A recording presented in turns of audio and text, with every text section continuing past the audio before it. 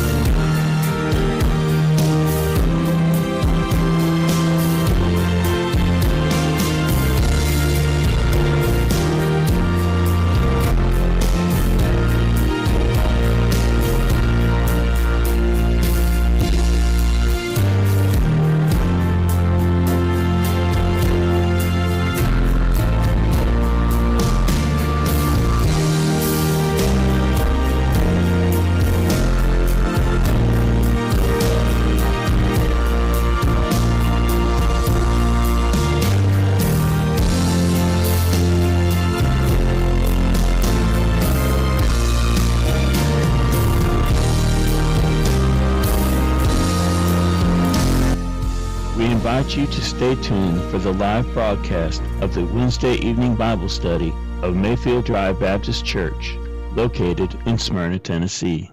We will now join the service. All right, we welcome you back again this evening to our Wednesday evening Bible study at Mayfield Drive Baptist Church. And we are concluding with this lesson, part number 51 of the Chief. You realize this has been a year? It's been a year's study. And we've missed a few Wednesday nights, so it's actually been a little over a year. This is part 51. There are 52 weeks in the year. So with a few, 2 or 3 weeks, I think, that we missed. I was out 1 or 2 weeks, health problems. And then we had youth camp 1 week during the summer. And so there have been 2 or 3 Wednesdays that we have not, we didn't cover these lessons, but we've thus far covered with tonight 51 of these lessons. Now, when it gets into the manuscript, there won't be that many chapters in the book. This is going into a book, and it's well on its way. So anyway, that process will take another 2 or 3 months to get fully complete before the finished product comes out. But anyway, this will be the final part of the Chief. Paul writes 1st and 2nd Timothy, Titus, and Hebrews. Now, I do want to make a note here that your handout has more than what you're going to see on the screen. I had Jamie not to put the outlines of these in, at least 1st and 2nd Timothy, into the Proclaim, so they'll be on the slides, but you do have them in your handouts. So I'm just going to quickly go over those, otherwise we would not have time to finish up this evening. Our beginning text verse comes from 1 Timothy chapter 1 and verse 1. Paul, an apostle of Jesus Christ, by the commandment of God our Savior and Lord Jesus Christ, which is our hope. So by way of introduction, at this point in Paul's life, it appears that he has been released from house arrest in Rome after his case failing to be heard. And remember, I've stated throughout that if a case did not come up that was scheduled with an appeal to the Caesar, if it didn't come up within 2 years, then it was dismissed. And what appears to be the case here, his case did not come up simply because his accusers, did not appear. They would have had to come from Judea and Jerusalem all the way to Rome. Well, they opted not to make that trip, so if his accusers are not there, his case is dismissed. So we believe this is what happened. The scriptures are not emphatic about that. In fact, we do not have any, except the barest of hints, what has happened. But we have to take some clues from some of his writings and from secular history to finish up what we're doing for this evening. It's believed that he is now in Spain or on his way, okay? He may not spend a lot of time in Spain, but that seems to be his final destination. This epistle is the first of 3 that are commonly called the pastoral epistles.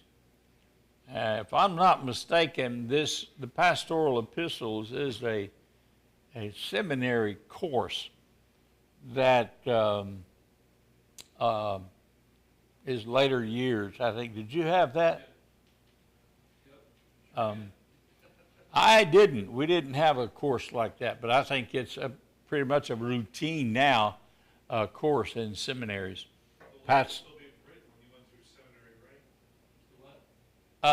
Yeah, it was still being written. Over here in the monkey section in the peanut gallery, one of the three monkeys over there is saying that these books weren't finished written by the time I went through seminary. Well, they were. Yeah. Anyway, they're a good study. They are a good study. The pastoral epistles include 1 Timothy, 2 Timothy, and Titus. Okay? And so this is Paul's writings to these young preachers. I say young, not sure how old Titus was, but he wasn't as old as Paul was. Let's put it that way. He might have been middle-aged or pretty close to middle age. We don't know. Timothy, of course, was young. It's believed that Timothy first started out with Paul when he was about 18 or 19. And after being with Paul for many years, at this point in time, he is probably in his late 20s or so. That's just an estimate and a guess. Don't hold me to that. Charles Swindoll, I don't agree with everything that Charles Swindoll writes, but he writes the following concerning these letters. The first of Paul's final series of letters, which along with 2 Timothy and Titus are called the pastoral epistles. 1 Timothy offers practical and pastoral advice from the aging Apostle Paul to a young pastor named Timothy working in the church at Ephesus. More than a decade prior to writing this letter, Paul had first met Timothy in the city of Lystra in Asia Minor, where Timothy was known and respected by the Christians. You see that in Acts 16, verses 1 through 4. Upon recognizing Paul's impressive qualities, Timothy's impressive qualities, thank you, Paul recruited Timothy, okay? Paul recruited the young man to travel with him as he continued his second missionary journey. The presence of Timothy would have met an important need for Paul. Their friendship coming on the heels of Paul's split with his close friend and partner in missions, Barnabas. And you can see that in Acts 15, verses 36 through 41. The Bible's silence on the ultimate fate of Paul has engendered a great deal of debate in modern times. You say, what do you mean? We do not know for sure what happened to Paul. I'll say more about that in just a little bit. The book of Acts ends with Paul sitting in a Roman prison awaiting his hearing before the Roman emperor, a privilege of appeal that all Roman citizens possess.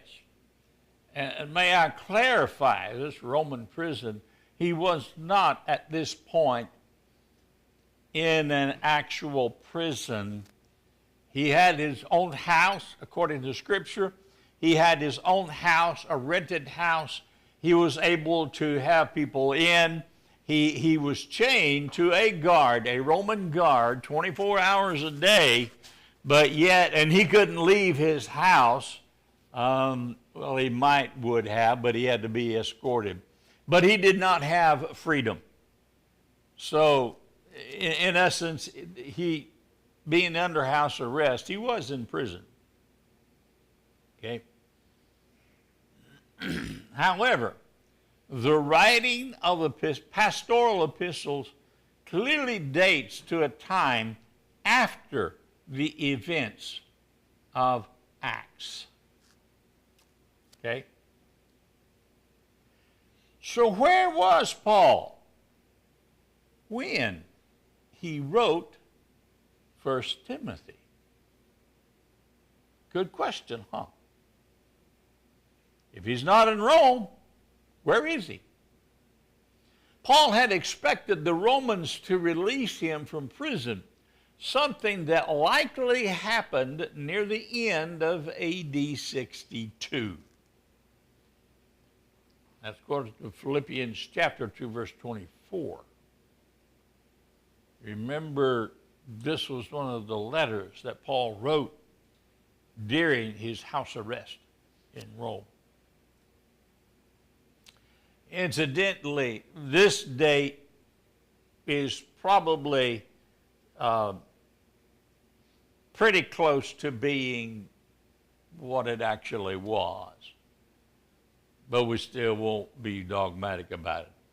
His release allowed him the opportunity to travel to Ephesus and eventually place Timothy in ministry at that church. Paul then went on to preach in Macedonia, where he heard reports of Timothy's work at Ephesus that prompted him to write 1 Timothy, probably in AD 63. Okay? And there's my source. Now, in your notes, you have the outline of 1 Timothy, doctrine, the church, and pastor's salutation. Now, I purposely did not have Jamie to put all of these into the slides because it would take a lot of time to go through all of this. So I'm just going to skim through and just give you the highlights. As salutation, chapter 1, verses 1 and 2. Then, beginning with verse 3 through 20, there is doctrine. Now remember, Paul is writing to the young preacher Timothy. Timothy is in Ephesus having to straighten some things out. So Paul is restating some doctrinal things. And in chapter 2, he addresses things concerning the church itself. Worship. He touches on prayer. Then he gets into women in public worship, how they can be dressed or should be dressed, and their deportment, and then services. And then he goes into officers in chapter 3 and their qualifications. And that includes deacons and their qualifications, and then reasons for instruction. Paul and Timothy's conduct, and then the greatness of the gospel. And then the third part of 2 Timothy, beginning with chapter 4, verse 1, running through the end of the book, would be pastoral duties. Pastoral duties. Proclaiming the truth. The good minister of Christ. Some of the things that a pastor should pay attention to. Shepherding the flock. Paul includes the old and the young, including Timothy's actions and reactions, I guess you would say, to the elders of the church and how that he should treat them and conduct in both directions. Then in chapter 6, Paul touches on slaves. Remember, slavery was a big thing in that day and time. And just because that a pastor or a child of God, a church member, a Christian, had slaves, that they should treat them in a certain manner. But also there was the side of how the slaves should react to their masters, how they should conduct themselves. And we saw some of that when we looked at the book of Philemon. Then he goes in the bulk of chapter 6, living a godly life, dangers and duties that one needs to have, and then warning the worldly, and then guarding the trust, and then he closes with a benediction. So that brings us, there's a lot that could be looked at, and I have just barely skimmed over the surface of an outline concerning the book of 1 Timothy. Now, there's considerable debate about the final years of Paul's life after the close of Acts. It seems that Luke is no longer with Paul. We do not know where Luke is. But Luke no longer writes concerning the actions of Paul after that he is released. And in fact, Paul does not even verify the fact that Paul is, or that it is a fact that he is released from house arrest. So, this lacking clear clarification generates a heap of debate and discussion what really happened to the Apostle Paul after the close of the book of Acts. So here again, we have to go on hints in the writings of Paul himself, and also from recorded history in what happens to him. The most accepted theory that after 2 years of house arrest, Paul was released and allowed to travel again. During this fourth missionary journey, as some have called it, Paul traveled throughout the Mediterranean. Now, since that's the last word in that slide, I'll pause for just a minute to give time to get that written down. When it says the Mediterranean, it's talking about those countries surrounding the Mediterranean Sea, commonly called what we would say the Middle East today, or part of it anyway.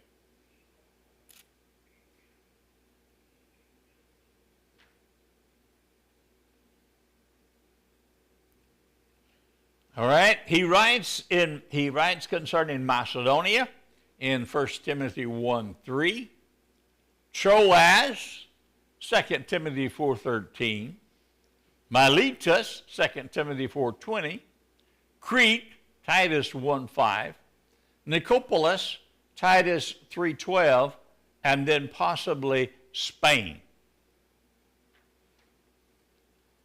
He's been to these places before. And he's mentioned these cities and these places and countries in others of his writings that we have examined already. The early church father Clement asserted that Paul did fulfill his desire to go to Spain, expressed in Romans chapter 15, verse 28. But whether the visit actually took place is still uncertain. So we wouldn't be dogmatic about it. Eventually, Paul went back to Rome, but it may not have been voluntary.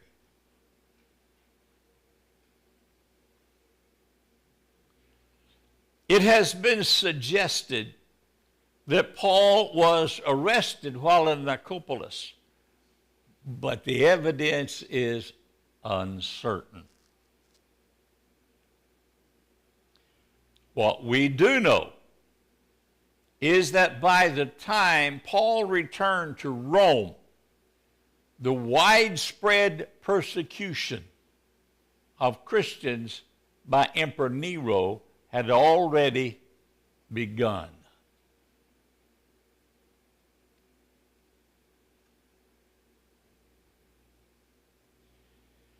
It's entirely possible that by this time, the Apostle Peter had been martyred in Rome. And as we mentioned last week, we have no biblical evidence, at least that I'm aware, that Peter ever went to Rome. Tradition holds that Peter was martyred in Rome. When you talk about tradition, what did we say? Sorry? Just word of mouth. Word of mouth. There's no way to be absolutely sure about it. It's been passed down, many times originated by the Catholic Church. But there's no evidence that Peter and Paul were in Rome at the same time, as the Catholic Church says. So if Peter, evidence points to Peter being in another part of the world during this time. But the persecution of the Christians was empire-wide. So if Peter was martyred in Rome, then he had to be brought to Rome in order for that to happen. You say, can you be absolutely certain of that? No. But that the probability is that's what it was. Paul's imprisonment this time, excuse me, was not house arrest. In other words, he didn't have it easy like he did the first time. He had a certain amount of freedom the first time under house arrest. He could have people to come in. He could send things out. It's possible, we don't know for sure, but he might have been able to go out as long as he was escorted and being chained to guards, at least one guard, 24 hours a day. He certainly wasn't going to be able to get away. But this time, there was no house arrest. Rather, it's believed to have been in the cold, infamous Mamertine prison,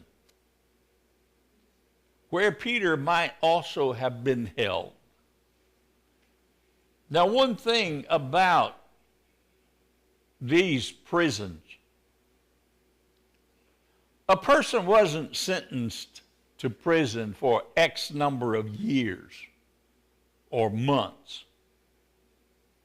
Prisons functioned to hold people in custody until they could be executed or freed. Getting out of a prison in this day and time, you either were freed or you were executed. One or the other.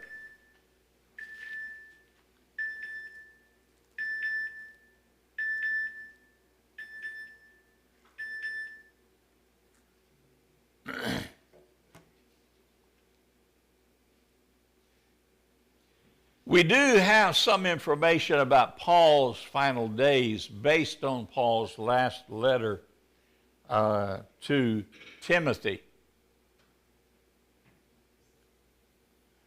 From this very personal, heartfelt letter, we know that Paul was visited by Onesiphorus. Now, I pronounced this fine before.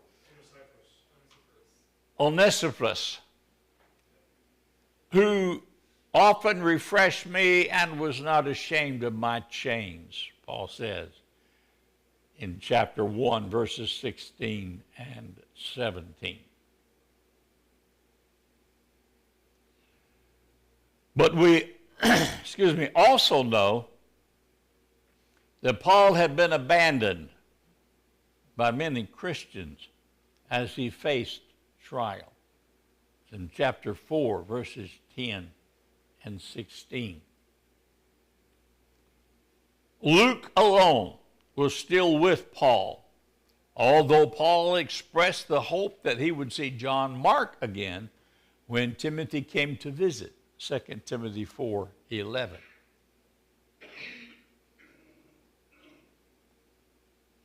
Paul writes to Timothy, that Luke is with him there in the prison. So did Luke go with him in these travels to Macedonia and then into Spain and followed him back again? Or was he someplace else and then heard that Paul was imprisoned again and then went back to Paul? We don't know. We don't know. We have no way of knowing.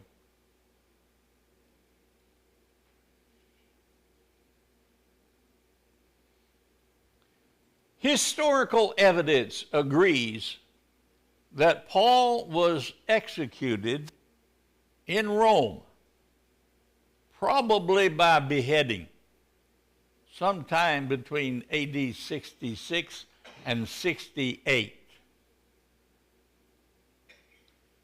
To believe Paul, that's got to spend at least 2 years free before he was rearrested and then brought back to Rome. So these dates figure in pretty closely to what we do know concerning Paul.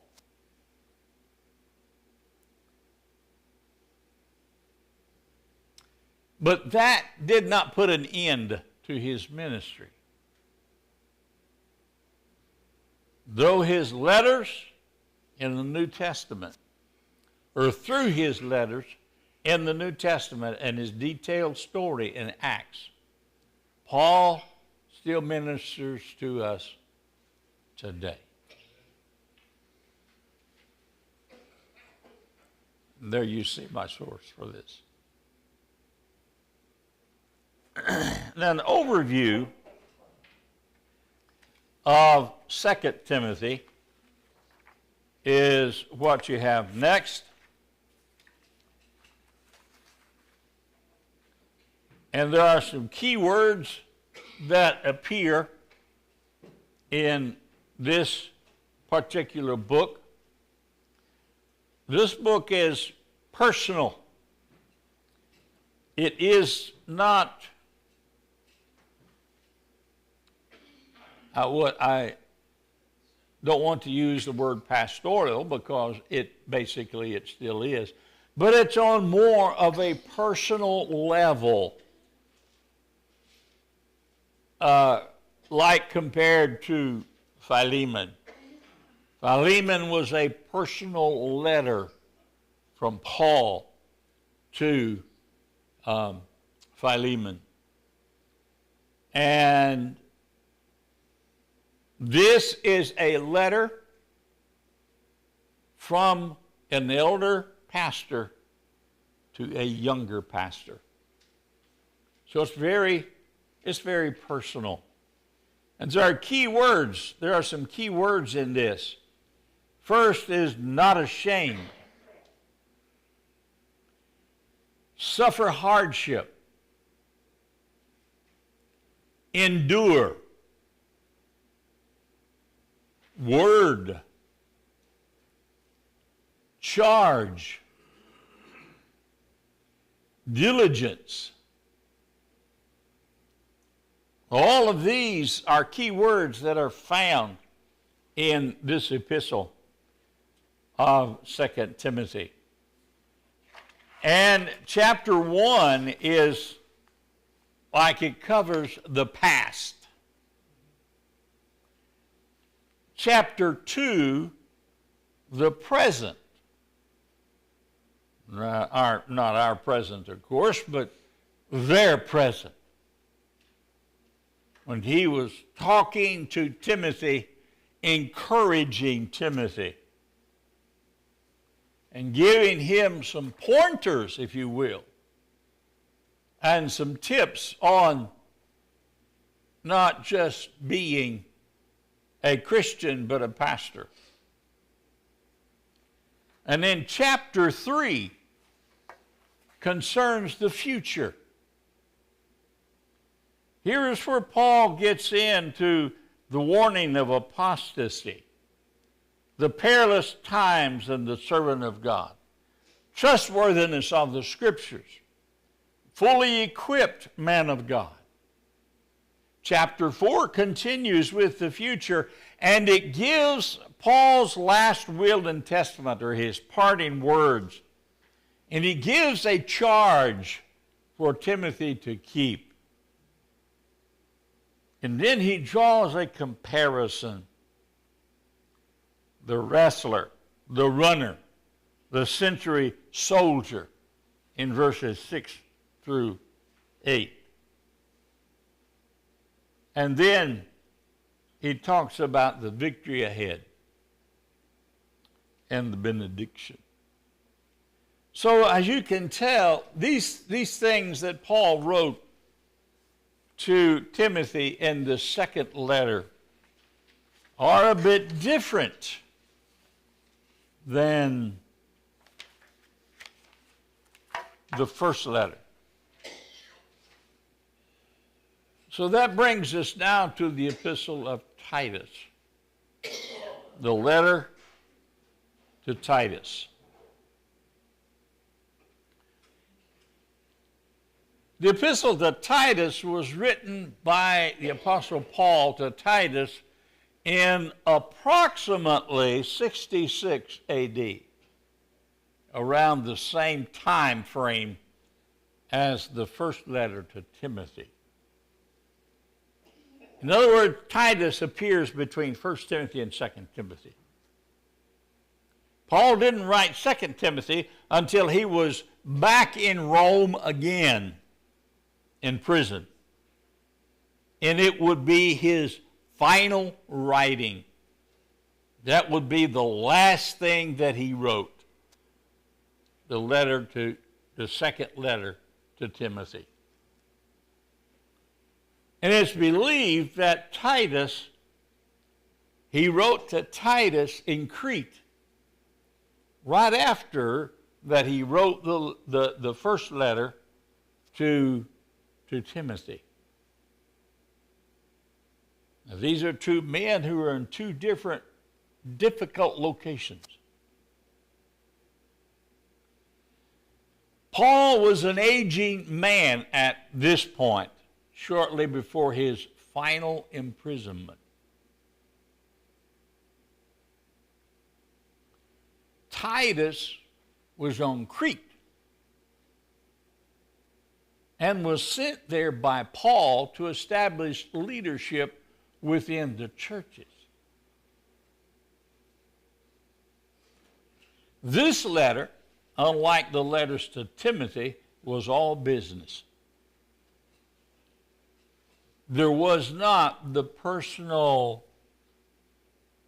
relationship that we see present in the writings to Timothy.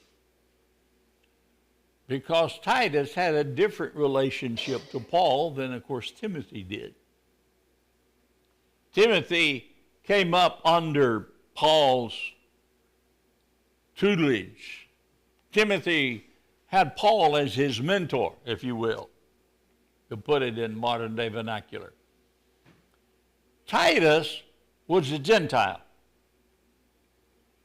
no doubt saved under the ministry of Paul,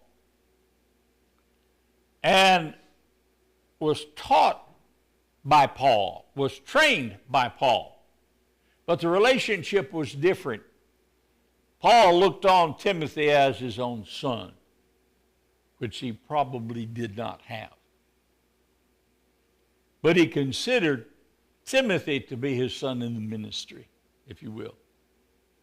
This letter was written in a pattern of command, rationale, and charge.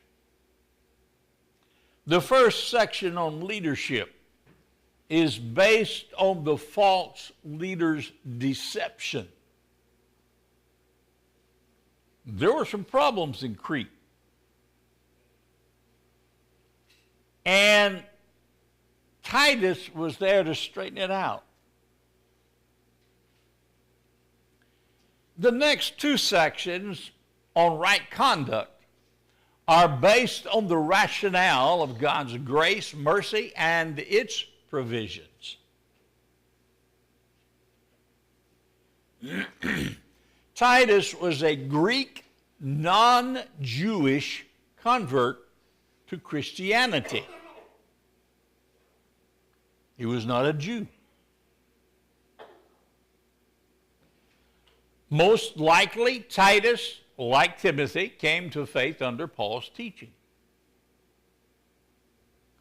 Titus had traveled with Paul, and Paul trusted Titus.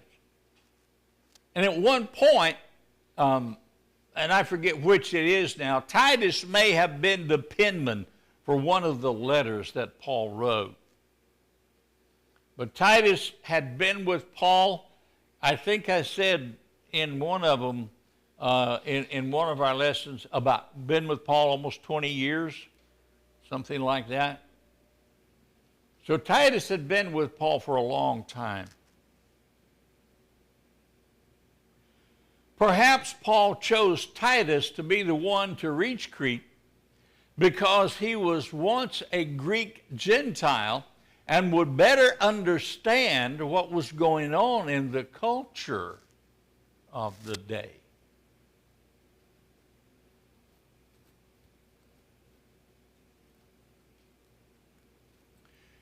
Titus is mentioned 13 times in the New Testament.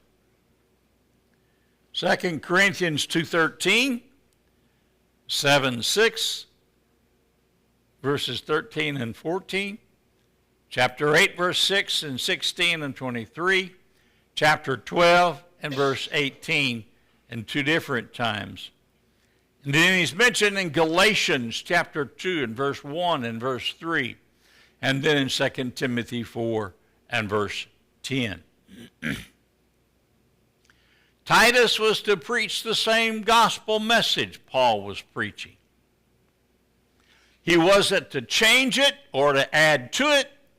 Perhaps the methodology would be different in the deliverance, but the gospel was never to change. Isn't that the way that it is today?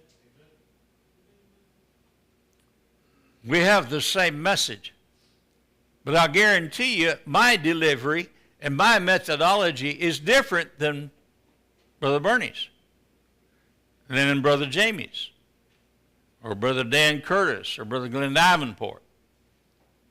We each, shall we say, we preach the same things. We have the same methods, but we are all different personalities. We are all different men. We have different methods many times in doing things. The message remains the same. Titus Didn't change the message. Because of the culture and because that he was a Gentile, he may have had a different way in presenting the gospel to these Christians, but it was the same message. When I preached in Jamaica, I didn't preach like I preached here. If I preached here like I did in Jamaica, you'd think I was a crazy man. Okay?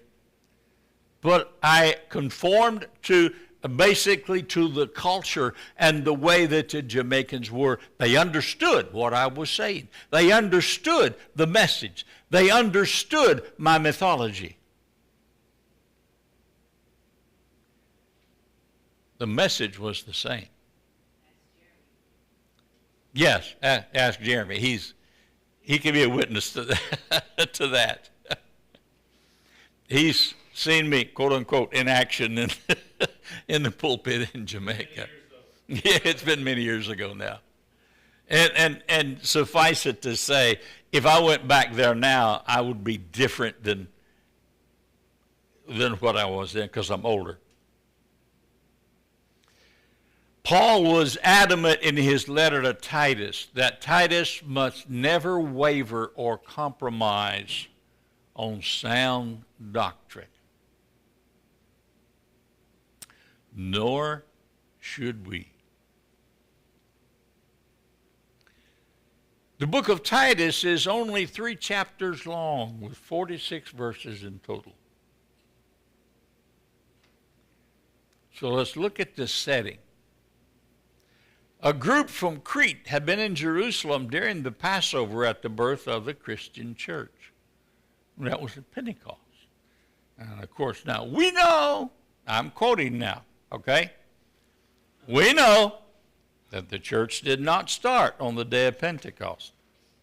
However, there probably were some Christians there, all right? And as we have seen before, after Pentecost, because of persecution, they were scattered, which meant they went back home where they should have gone to in the first place. Acts 2:11 says both Jews and converts to Judaism, Cretans and Arabs, and we all hear these people speaking in our own language about the wonderful things God has done. As you can tell, that's not from the King James. Some may have taken their faith back to the island of Crete. But Paul mentions to Titus in chapter 1 and verse 5 that Paul was leaving Titus on the island to complete the work they had started there. Paul is moving on, but he's leaving Titus behind to finish things up. The only other time Crete is mentioned in the New Testament is in Acts 27, when Paul was being transported to Rome via ship to face trial. You remember they put into Crete. Scholars believe that Paul's work in Crete began after the events of Acts 28. His trial and subsequent 2 years' worth of preaching in Rome, and before his final imprisonment. Paul began the church in Crete without appointing leaders. You remember in every other place, when Paul moved on, that's what generally happened as he planted churches. He left leadership behind to take over. In Crete, Paul gave Titus the responsibility to appoint these leaders, and Paul outlined what the leadership needed to look like. The culture in Crete was negatively influencing this young church. False teachers were present.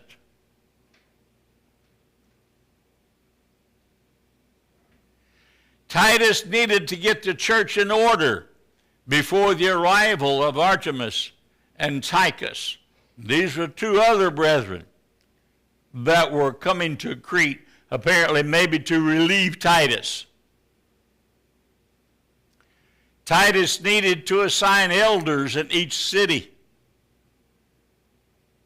which indicates to me that there was more than one church there. When this had been completed, Titus would meet up with Paul and move on. And there you see my sources. Now let's look at the outline of the book of Titus. Chapter 1, we have the divine order for churches. Verses 1 through 5, we have the greetings and hope. Verse 6, setting in order things, locking and ordaining the elders.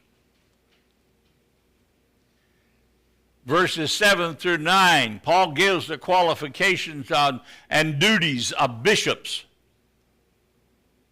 And when you think about the situation here, and most of the time we put Titus together with this basic same account concerning the duties and qualifications of pastors and deacons that Paul sets forth to Timothy.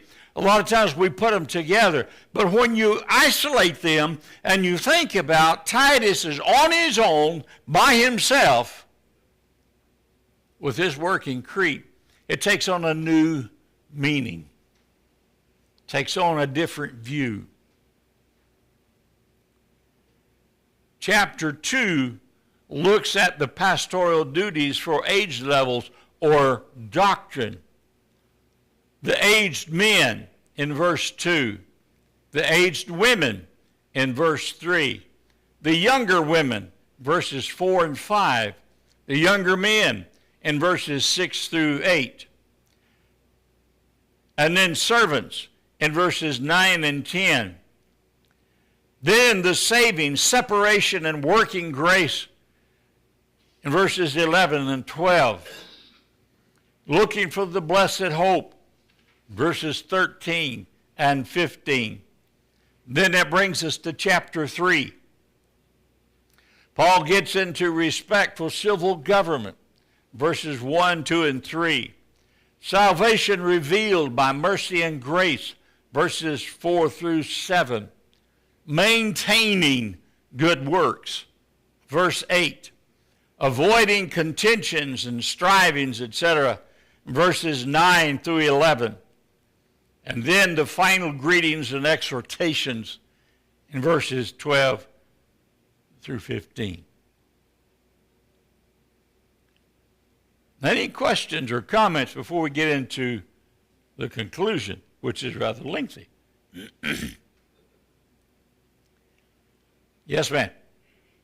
Just think about what we would have to kind of ascertain what we're supposed to do, how we're supposed to do it, if we didn't have Paul to tell us about with God's direction what to do today, because it would be totally different than what the Hebrews and all of the others would do.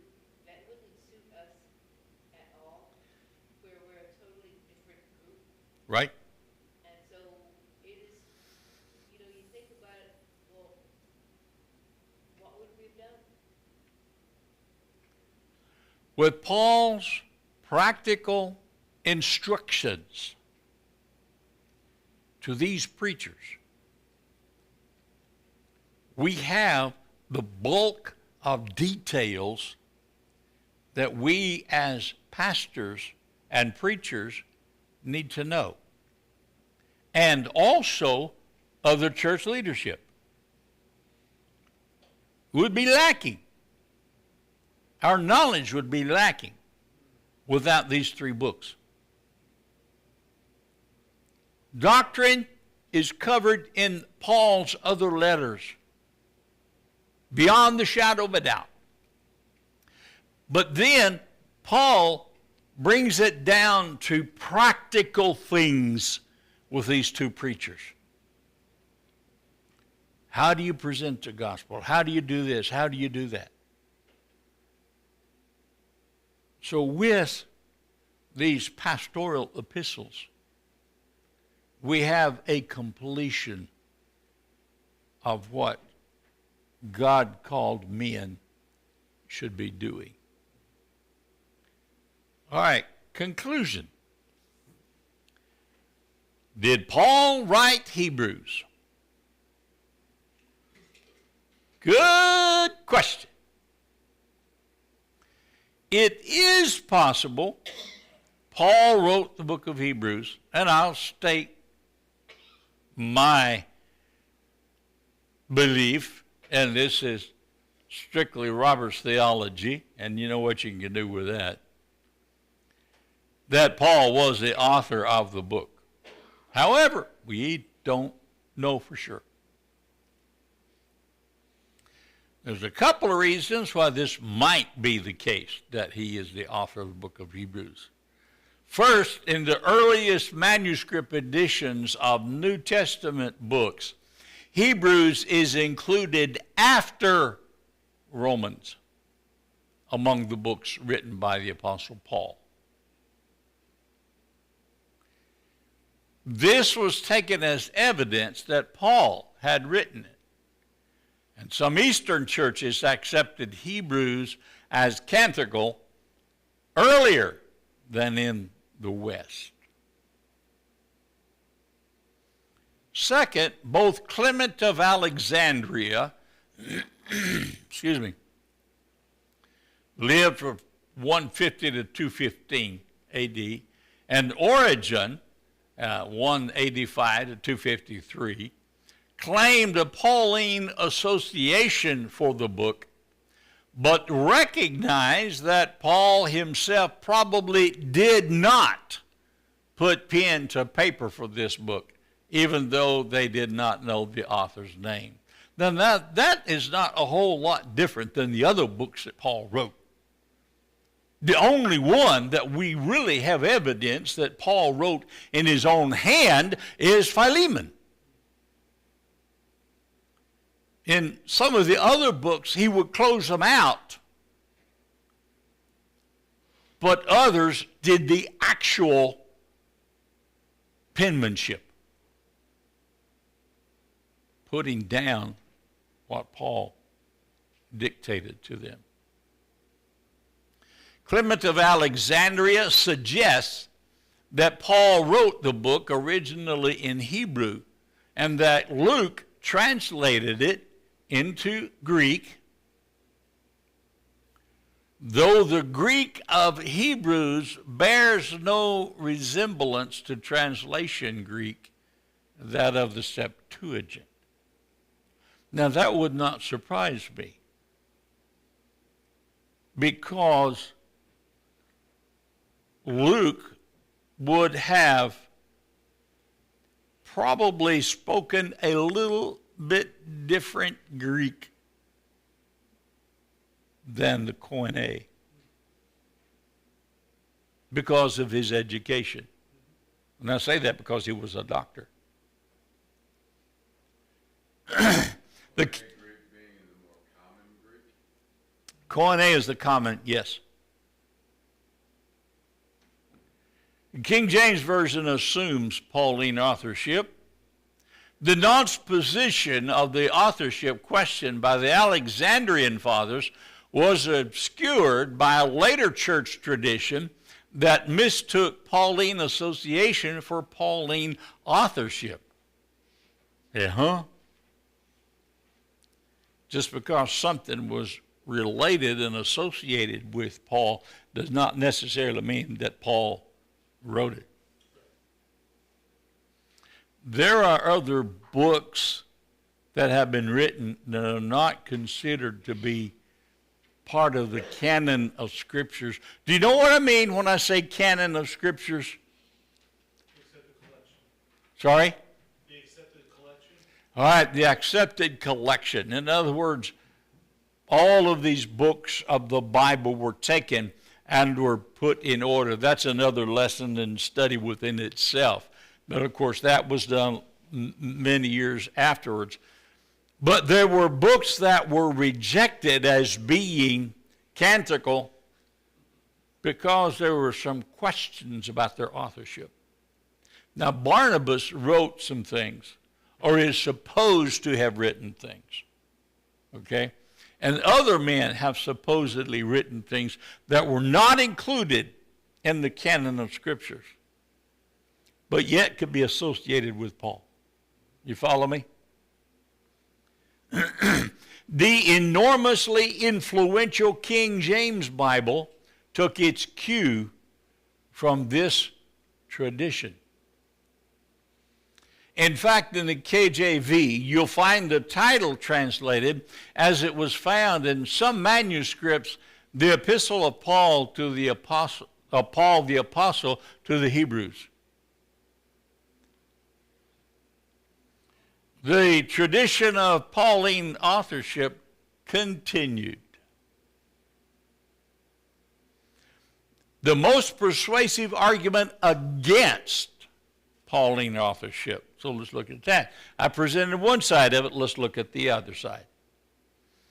An even more persuasive argument that the Apostle Paul was not the author of Hebrews is the way the author alludes to himself in Hebrews 2:3, stating that the gospel was continued, quote unquote, to us. Confirmed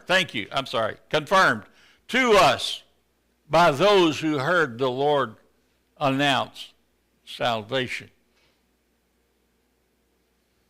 The Apostle Paul always made the point that even though he wasn't one of the 12 original disciples who walked with Jesus during his earthly life, he called himself, what was it? The apostle born out of due time? Yes. He was nonetheless an apostle of Jesus Christ and usually identifies himself as such in his letters. And yes, he does. Seems unlikely that Paul here in chapter 2 and verse 3 would refer to himself as someone who received the gospel from those who had heard the Lord. Good argument. So with that, we close our study on the life of the Apostle Paul, the chief. Questions? Comments? Grant says, yay!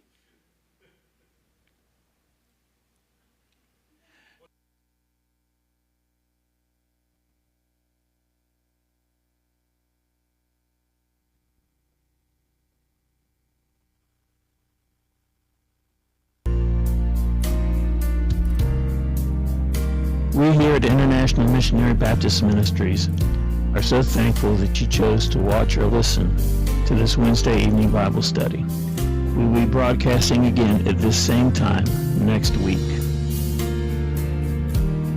If you wish to contact us, we can be reached via email at imbr@imbmpodcasts.com. Our mailing address is International Missionary Baptist Radio, P.O. Box 1676, Smyrna, Tennessee, 37167. Again, I repeat, our email address is imbr@imbmpodcasts.com. Podcast is plural there. Our snail mail is International Missionary Baptist Radio, P.O. Box 1676, Smyrna, Tennessee, 37167. We thank you so very much for watching or listening. We hope that this was a blessing to you.